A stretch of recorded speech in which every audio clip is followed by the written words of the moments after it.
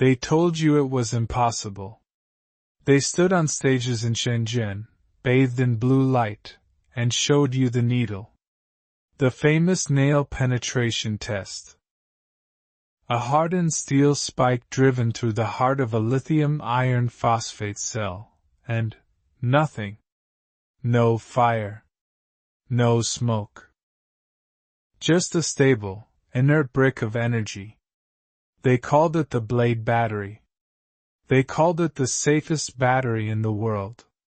They lied. Beneath the sleek, aerodynamic skin of this matte Atlantis Grey 2025 BYD Seal performance lies a betrayal of physics and a catastrophic oversight in manufacturing. Tolerance that is currently ticking beneath the floorboards of thousands of unsuspecting owners. We are not here to discuss range anxiety. We are not here to talk about panel gaps or infotainment lag. We are here to conduct an autopsy on a reputation. We are here to investigate the thermal decomposition of the corporate narrative. The crime scene isn't a burnout shell on the side of a highway. It is the microscopic interface between the cathode and the separator inside the prismatic cell. A location where cost-cutting measures meet high-voltage reality. When you look at the BYD Seal, you see a competitor to the Model 3. You see value.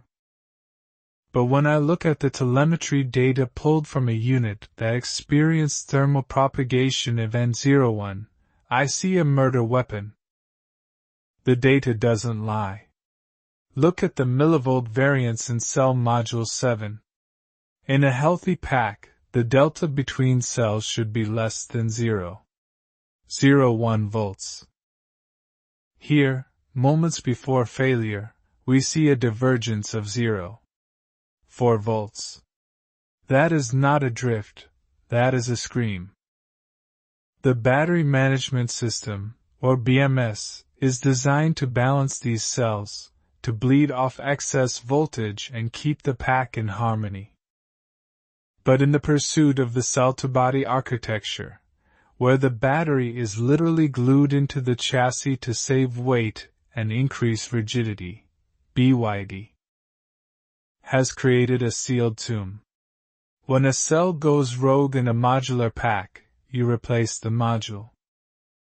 When a cell goes rogue in the blade architecture, specifically the structural integration found in the seal, the entire vehicle becomes a write-off.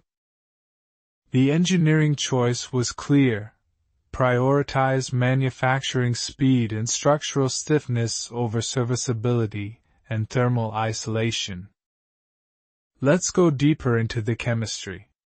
The blade battery uses LFP, lithium iron phosphate. It is chemically more stable than NMC, nickel manganese cobalt. That is the selling point. However, stability is relative.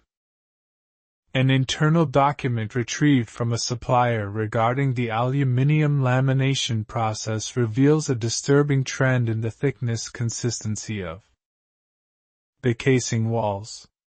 The tolerance was loosened. Why? To increase production speed by 14% to meet global export demands. When you thin the walls of a prismatic cell that is tightly packed against its neighbor without adequate thermal expansion gaps, you invite mechanical stress. As the battery charges, it swells. This is normal breathing. But in the constrained environment of the seal's chassis, there is nowhere to breathe. The pressure mounts. The separator, the only thing keeping the anode from touching the cathode and creating a short circuit, begins to compress. Micro-wrinkling occurs. And then, under high load, perhaps during a launch control start in sport mode, the dendrites pierce the veil. The result isn't the slow, smoking failure they demonstrate in the lab with a nail. The nail test is a static, open-air demonstration. It allows heat to dissipate. In the real world, inside the sealed, airtight coffin of the vehicle floor, that heat has nowhere to go. It cascades. We call this thermal runaway propagation. The marketing materials claim the Blade battery prevents this.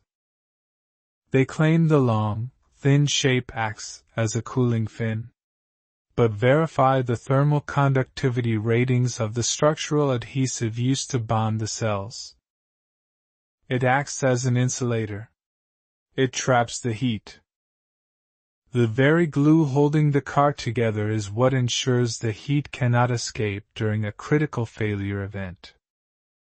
This is engineering negligence disguised as innovation.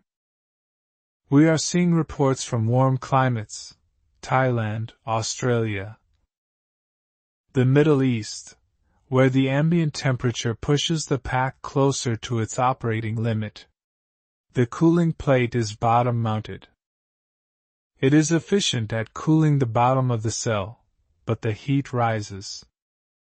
The terminals, the bus bars, the BMS sensors, they are baking in the attic of the battery pack. Uncooled and unmonitored until the sensors themselves melt. This brings us to the silence. The corporate cover-up.